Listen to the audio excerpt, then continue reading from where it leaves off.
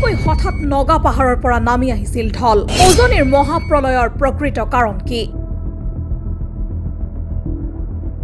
সঁচাকৈ ডাৱৰ বিস্ফোৰণ নে ইয়াৰ আঁৰত আছে অন্য কাৰণ উজনিৰ মহাপ্ৰলয়ক লৈ পুনৰ চৰকাৰৰ বিৰুদ্ধে হৰব অখিল গগৈ এতিয়া IMD ইণ্ডিয়ান মেট্ৰলজিকেল ডিপাৰ্টমেণ্টে স্পষ্টকৈ কৈছে যে নাগালেণ্ডত কোনো ধৰণৰ ডাৱৰ বিস্ফোৰণ হোৱা নাই শনিবাৰে বিধানসভাৰ চৌহদত উজনি অসমৰ 3 জিলাত হোৱা ভয়ংকৰ বানৰ কাৰণ ব্যাখ্যা বিধায়ক অখিল গগৈৰ চৰাইদেউ শিৱসাগৰ যোৰহাট জিলাত হোৱা ভয়ংকৰ বানক লৈ পুনৰ চৰকাৰৰ বিৰুদ্ধে হৰব হৈ পৰিল বিধায়ক অখিল গগৈ উজনিৰ 3খন জিলাত ভয়াবহ বানৰ সৃষ্টি হোৱাৰ প্ৰকৃত কাৰণৰ সন্দৰ্ভত বিধায়ক গগৈয়ে কয় ডাৱৰ বিস্ফোৰণে নহয় বৰঞ্চ নাগালেণ্ডৰ প্ৰকৃতিৰ ওপৰত হোৱা নিৰ্বিচাৰ লুণ্ঠন ইয়াৰ কাৰক এই প্ৰাকৃতিক লুণ্ঠনৰ চৰ্দাৰ আখ্যা অসম চৰকাৰৰ 3 মন্ত্ৰী ক্ৰমে সুশান্ত বৰগোহাঁই পীযুষ হাজৰিকা জয়ন্ত মল্ল বৰুৱা আৰু স্বয়ং মুখ্যমন্ত্ৰী হিমন্ত বিশ্ব শৰ্মা মই জনামতে আমাৰ বৰ্তমানৰ যিজন আপোনাৰ এতিয়া ৱাটাৰ ৰিচোৰ্চ মিনিষ্টাৰ আমাৰ সুশান্ত বৰগোহাঁই তেওঁ এই কয়লা খননৰ এই সিন্ডিকেটটোৰ লগত জড়িত আছিল মই যিমান দূৰ জানো তাৰ লগত পীযুষ হাজৰিকা আৰু জয়ন্ত মল্ল বৰুৱা জড়িত আছিল আৰু মই যিমান দূৰ জানো অসমৰ মুখ্যমন্ত্ৰীয়ে এইটো অনুমতি দি নাগালেণ্ডৰ পৰা অবৈধ কয়লা খনন কৰাই কি কৰিছিলে গোটেই পাহাৰবিলাক ধ্বংস কৰি পেলাইছে তেওঁ লগতে কয় শনিবাৰে হোৱা 12 ঘণ্টীয়া বৰষুণ এই বলিয়া বানৰ এক পৰোক্ষ কাৰণ কিন্তু মূল কাৰণ নগা পাহাৰত হোৱা কয়লাৰ মুক্ত খনন যাৰ ফলত পাহাৰবোৰত এক সাগৰ সদৃশ গাঁতৰ সৃষ্টি হৈছিল আৰু এইবোৰ গাঁতত বছৰ বছৰ ধৰি লাখ লাখ গেলন পানী জমা হৈ আছিল নগা পাহাৰত হোৱা ব্যাপক খননৰ ফলত এই সাগৰ সদৃশ গাঁতসমূহৰ ভূমিস্খলন হয় আৰু জমা পানীসমূহ ভৈয়ামলৈ ঢল হৈ নামি আহিল বিধায়ক গগৈয়ে পুনৰ কয় নগা পাহাৰৰ পৰা উৎপত্তি হোৱা নদীসমূহৰ মোহনাত বছৰ বছৰ ধৰি অবৈধ হাৰত শিলখলন অব্যাহত আছে ইয়াৰ ফলত নদীৰ মোহনা ডেম্পৰ আকাৰত বন্ধ কৰি লোৱা হয় কিন্তু শনিবাৰে হোৱা প্ৰবল বৃষ্টিপাতৰ ফলত এই মোহনাৰ বান্ধ ভাঙি পৰাত অভাৱনীয় হাৰত পানী তললৈ নামি আহে আনহাতে বৃহৎ নদী বান্ধৰ প্ৰসংগৰে তেওঁ কয় নগা পাহাৰত দিখৌ নদীৰ উৎপত্তি স্থলত গোপনে চলি আছে 186 মেগাৱাটৰ জলবিদ্যুৎ প্ৰকল্পৰ কাম নিৰ্মীয়মান বান্ধত জমা হৈ থকা বৃহৎ পৰিমাণৰ পানীৰ ভৰ সহিব নোৱাৰি এই পানী নিৰ্মাণ কৰ্তৃপক্ষই এৰি দিবলৈ বাধ্য হয় যাৰ বাবে উজনিৰ 3খন জিলাত কেতিয়াও নোহোৱা এক পৰিস্থিতিৰ সৃষ্টি হয় এই সকলোবোৰৰ আঁৰত দুৰ্নীতিগ্ৰস্ত মন্ত্ৰী বিধায়কসকল জড়িত বুলি অভিযোগ কৰি এইদৰে বানৰ ব্যাখ্যা অখিল শিৱসাগৰৰ বিধায়কগৰাকীৰ বানৰ আঁৰত কি এতিয়া গগৈয়ে তৰা এই অভিযোগ যদি সঁচা প্ৰমাণিত হয় তেন্তে কোনোকালে অসমীয়াই ক্ষমা কৰিব নোৱাৰিব বৰ্তমানৰ এইখন চৰকাৰৰ কিংবা মন্ত্ৰী আমোলাসকলক ইণ্ডিয়ান মেট্ৰলজিকেল ডিপাৰ্টমেণ্টে স্পষ্টকৈ কৈছে যে নাগালেণ্ডত কোনো ধৰণৰ ডাৱৰ বিস্ফোৰণ হোৱা নাই আগতে অসমৰ মুখ্যমন্ত্ৰীও কৈ আছিলে যে ডাৱৰ বিস্ফোৰণ কালিৰ পৰা মুখ্যমন্ত্ৰীও কথা বদলালে ডাৱৰ বিস্ফোৰণ হোৱা নাই বুলি তেওঁ স্বীকাৰ কৰিছে ইণ্ডিয়ান মেট্ৰলজিকেল ডিপাৰ্টমেণ্টে যেতিয়া কৈ দিছে যে ডাৱৰ বিস্ফোৰণ হোৱা নাই গতিকে এতিয়া কোনেও আৰু ফাঁকি কথা কৈ ডাৱৰ বিস্ফোৰণৰ ওপৰত আৰু দায় দোষ দিব নোৱাৰিব আচলতে নাগালেণ্ডত যিটো ঘটনা ঘটিছে সকলোৱে বুজি লোৱা দৰকাৰ যে নাগালেণ্ডত 2টা ঘটনাৰ কাৰণে 3টা ঘটনাৰ কাৰণে এই কামটো হৈছে এক প্ৰবল বৃষ্টিপাত একেৰাখে 10-15 ঘণ্টা সময় বৰষুণ হৈছে এইটো সঁচা দ্বিতীয় আটাইতকৈ গুৰুত্বপূৰ্ণ কথাটো হ'ল যে ইতিমধ্যে নাগালেণ্ডখন আমাৰ অসমৰ বহুত ঠিকাদাৰ বহুত ব্যৱসায়ী বহুত মাফিয়া আৰু বহুত MLA আৰু মন্ত্ৰীয়ে গৈ গোটেই নাগালেণ্ডখন ইতিমধ্যে লুটি পুটি নাগালেণ্ডখনক বৰবাদ কৰি দিলে কি কৰিলে সকলোৱে জানে যে বিহুবৰ যিটো পঞ্চায়ত এতিয়া আটাইতকৈ বেছিকৈ একদম এফেক্টেড হৈছে তাত কি কৰে তাত অবৈধ কয়লা তাত আনি জমা কৰে তাৰমানে আমাৰ অসমৰ যিকেইজন ঠাইত এতিয়া বানপানী হৈছে সেইবিলাক অঞ্চলৰ MLA বিলাকে জড়িত আছিল বহুত MLA সেই কামবিলাকৰ পৰা সিন্ডিকেট কৰি আছিল তদুপৰি মই জনামতে আমাৰ বৰ্তমানৰ যিজন আপোনাৰ এতিয়া ৱাটাৰ ৰিচোৰ্চ মিনিষ্টাৰ আমাৰ সুশান্ত বৰগোহাঁই তেওঁ এই কয়লা খননৰ এই চিণ্ডিকেটটোৰ লগত জড়িত আছিলে মই যিমান দূৰ জানো তাৰ লগত পীযুষ হাজৰিকা আৰু জয়ন্ত মল্লবৰুৱা জড়িত আছিলে আৰু মই যিমান দূৰ জানো অসমৰ মুখ্যমন্ত্ৰীয়ে এইটো অনুমতি দি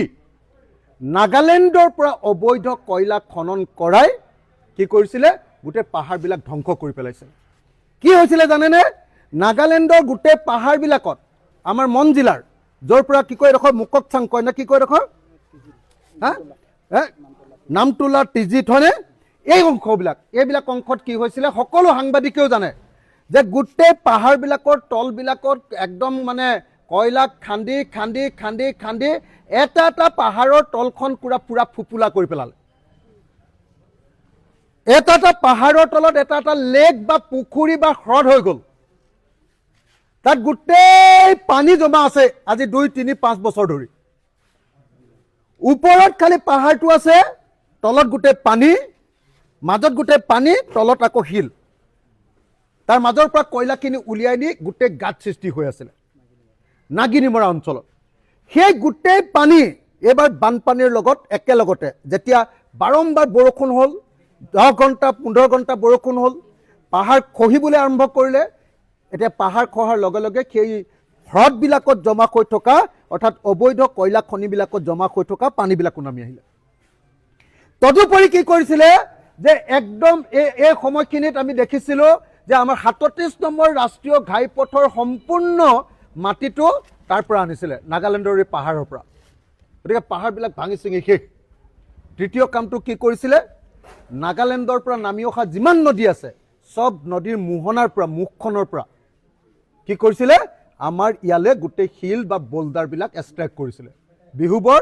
শিল আৰু কয়লাৰ কাৰণে কুখ্যাত বিখ্যাত এতিয়া বিখ্যাত আছিলে আগতে এতিয়া কুখ্যাত তো এই যে আমাৰ এমএলএ মিনিষ্টাৰ আমাৰ এই অঞ্চলৰ এমএলএ কিজন জড়িত আমাৰ সুশান্ত বৰগোহাঁই তেওঁ এদিন মোক একদম সন্মুখত দিছপুৰত আদিত্য বিক্ৰম বুলি আমাৰ ইয়াত এজন ডিচি আছিলে সেই ডিচিজনৰ সন্মুখত মোক কৈছে যে মই এই কয়লা চিণ্ডিকেটৰ পৰা মাহেকত 5 লাখকে লওঁ পীযুষ হাজৰিকা জয়ন্ত মল্লবৰুৱা তাৰ পাছত আমাৰ শদিয়াৰ এমএলএ কি নাম বলিন চেতিয়া এইবিলাক মানুহে ইয়াৰ পৰা চিণ্ডিকেট কৰি ইয়াৰ পৰা অবৈধ কৰ লৈ কি কৰিছিলে এনেকুৱা গোটেই অবৈধ কয়লা খনন কৰি নাগালেণ্ডৰ পৰা আনি গোটেই নাগালেণ্ডৰ পাহাৰৰ তলবিলাক একেবাৰে ফুপুলা কৰি তাত হ্ৰদ সৃষ্টি কৰি দিছিলে আৰু তাৰ পানীটো এতিয়া বৰষুণ দিয়াৰ লগে লগে একে ছাটতে নামি আহিছে দ্বিতীয়টো কি জানেনে তৃতীয়টো প্ৰথমটো হ'ল বৰষুণ অতিমাত্ৰা বৰষুণ দ্বিতীয়টো হ'ল এই পাহাৰবিলাক ভাগি পৰিলে কাৰণ তাৰ ভিতৰত ফুপুলা কৰি পেলালে কয়লা খানি তাৰ লগত বোল্ডাৰ ৰেষ্ট্ৰিকশ্যন নদীবিলাকৰ পৰা তাৰ লগত আকৌ মাটি খানি পেলালে গোটেই পাহাৰবিলাকৰ পৰা এইটো দ্বিতীয় আৰু 3 নম্বৰ কাৰণটো কি জানেনে বহুতে লুকুৱাব খোজে কিন্তু আচল কথাটো হ'ল 2025 চনৰ ফেব্ৰুৱাৰী মাহৰ পৰা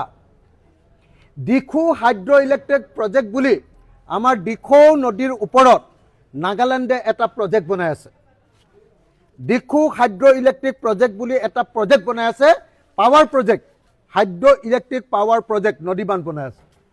সেই নদী বান্ধত কেইবা শ স্কোৱাৰ কিলোমিটাৰ মানে কি কয় আগফালে পানীটো ৰখাই আছে মই একদম কনফাৰ্ম যদিও মই চাবলৈ যোৱা নাই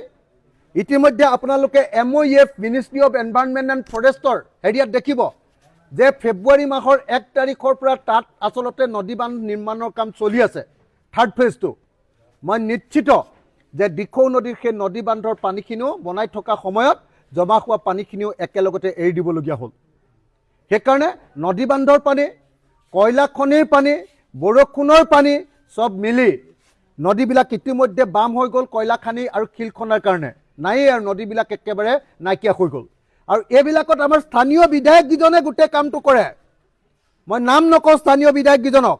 এতিয়া যাৰ যাৰ সমষ্টিত এইবিলাক ক্ষতি হৈছে তাৰ স্থানীয় বিধায়কবিলাকৰো এইবিলাকৰ লগত জড়িত তাৰ লগত হয় সেইদিনা মই এইবিলাক কথা উলিয়াই দিওঁ বুলি কৈ দিওঁ বুলি ভাবি মোক বিধানসভাত কথা ক'বলৈ নিদিলে। সুশান্ত বৰগোহাঁই, পীযুষ হাজৰিকা আৰু জয়ন্ত মল্ল বৰুৱা আৰু হিমন্ত বিশ্ব শৰ্মা, এই আটাইবিলাকে কমিশ্যন খায়। আৰু কোনে? শদিয়াৰ MLA জন। আজি সেই তেওঁলোকৰ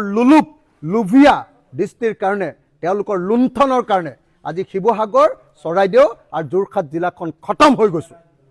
এঘৰ মানুহৰ কোটি টকা লোকচান হৈছে, কোটি টকা। কোনো মানুহে বিশ্বাস কৰিব নোৱাৰিব যি দেখা নাই যে এটা পঞ্চায়ত সম্পূৰ্ণৰূপে শেষ কৰি পেলালে। সম্পূৰ্ণ ঘৰ, খেতি মাটি, ভিতৰত থকা বস্তু,